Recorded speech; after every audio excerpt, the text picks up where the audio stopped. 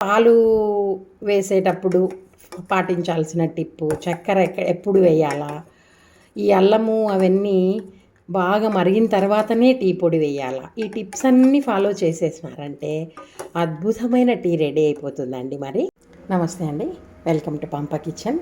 మరి ఈరోజు మన కిచెన్లో ప్రతిరోజు కూడా టీ సేమ్ టేస్ట్, సేమ్ పర్ఫెక్షన్తో రావాలంటే ఎట్లాగా, ఏం టిప్స్ అండ్ ట్రిక్స్ ఫాలో చేయాలా మనము అనేది చూద్దాము. నేను ఈ గ్లాస్తో 2 కప్పులు, ఈ కప్తో 2 కప్పులు టీ కావాలన్నప్పుడు మనం 1 కప్పు మిల్క్ తీసుకోవాలా. మరి మసాలా టీ అనుకున్నామంటే ఇదిగోండి, ఒక 2 ఇంచుల అల్లము, ఒక 2 యాలక బుడ్డలు, ఒక 2 లవంగాలు.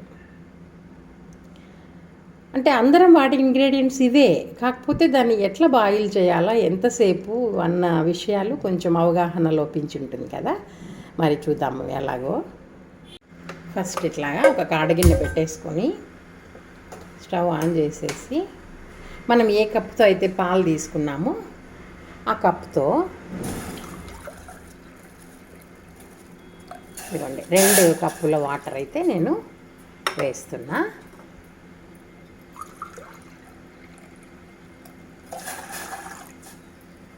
ఎప్పుడు కూడా ఈ నీళ్ళు బాగా మరగాల. నీళ్ళు మరగకుండా అంత చల్లగా ఉన్నప్పుడే టీ పౌడర్, అల్లం ఇవంతా వేయకూడదు.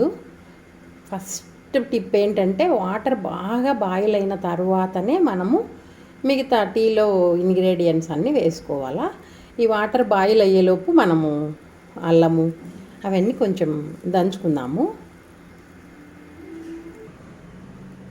ఫస్ట్ యాలక బుడ్డలు దంచేస్తామండి. ఈ పొడి నేను కొంచెం పక్కకు తీసి పెడతాను. ఫస్ట్ కొంచెం వాడుకుందాం, కొంచెం పక్కకు తీద్దాం. అట్లాగే అల్లం కూడా దంచుకుందాము, ఎక్కువ కాకుండా జస్ట్ అట్లా. తురిమి కూడా వేసుకుంటారు, నాకైతే ఇదే అలవాటు.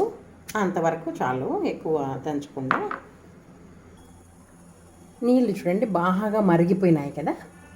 ఇట్లా బాగా మరిగేటప్పుడు మనం దంచుకున్న అల్లము, 2 లవంగాలు,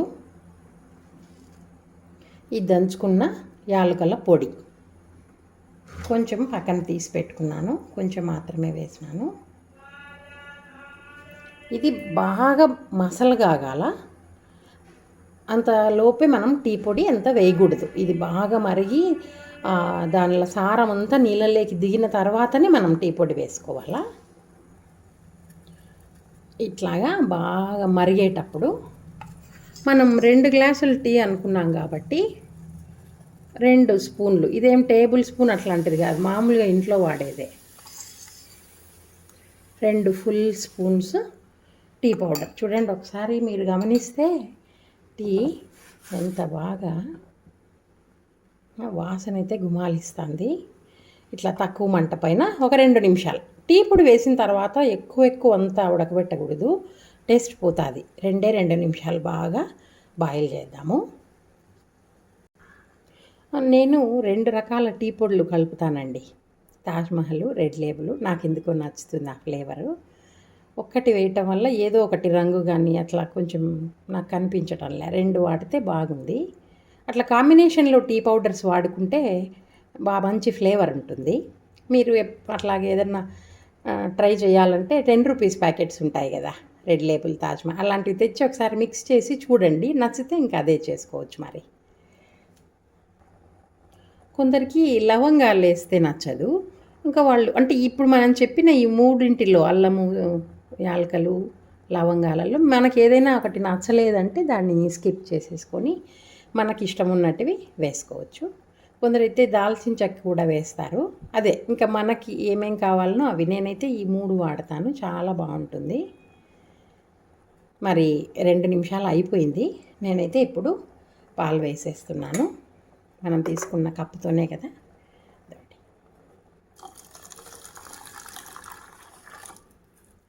ఇంకా పాలు వేసిన తర్వాత మన టీ డికాషన్ అంతా పాలల్లోకి బాగా కలవడానికి మళ్ళీ ఒక 2 నిమిషాలు అట్లాగా మనం ఉడికించి తీసేసుకోవచ్చు.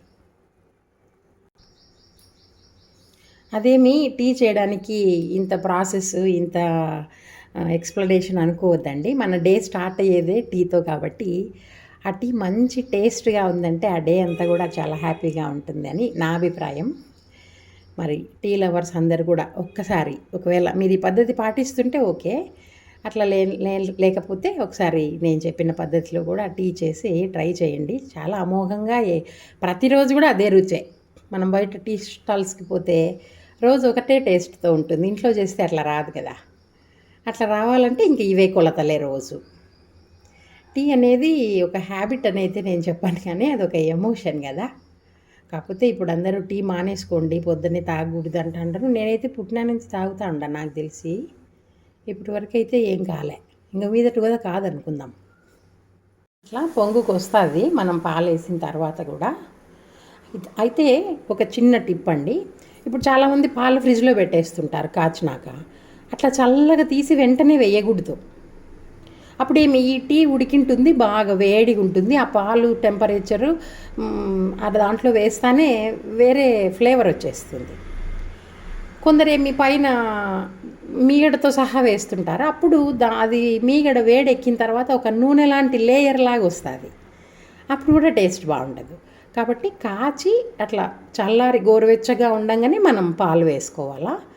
ఈ పాల గురించిన ఈ టిప్ కూడా ఫాలో చేయాలి. ఇట్లా గెంటె వాడినామంటే కలబెడతా ఉంటే టీ పైన కింద అంత దాన్ని టెంపరేచర్ అంతా ఒకటేగా మెయింటైన్ అవుతూ ఉంటుంది.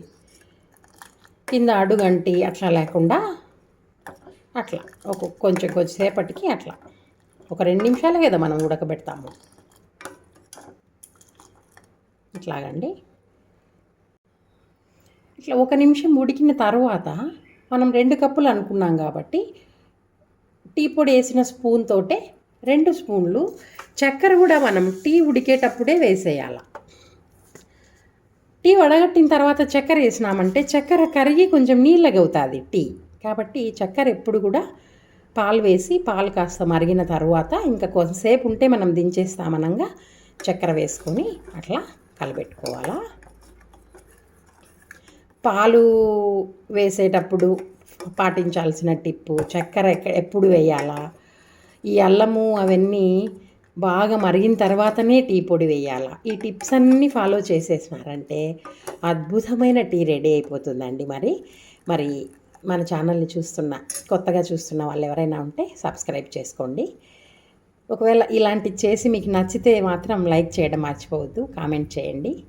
మరి thank you for all your support. ఇంకా టీ అయిపోయిందండి, ఆఫ్ చేసి మనము వడగట్టేద్దాము. రెడీ అండి మన టీ సర్వ్ చేసుకోవడానికి. బ్రహ్మాండమైన టీతో మన డే స్టార్ట్ చేసేద్దాం. మరి ఇప్పుడు మనము తీసి పెట్టుకున్నాము యాలకుల పొడి. ఆ పొడిని ఇట్లా పైన చల్లుకోవాలా. అప్పుడు మనం సిప్ చేసేటప్పుడు ఇంకా వాసన బ్రహ్మాండంగా ముక్కు కొట్టేస్తుంది. చూడండి మరి ఇటువంటి అద్భుతమైన టీ మీరు కూడా ఒక్కసారి ట్రై చేసి ఎట్లాగుందో కామెంట్ చేయండి. బాగుంటే లైక్ చేయండి. మీ ఫ్యామిలీ అండ్ ఫ్రెండ్స్కి తప్పకుండా షేర్ చేయండి. Thank you. Have a nice day.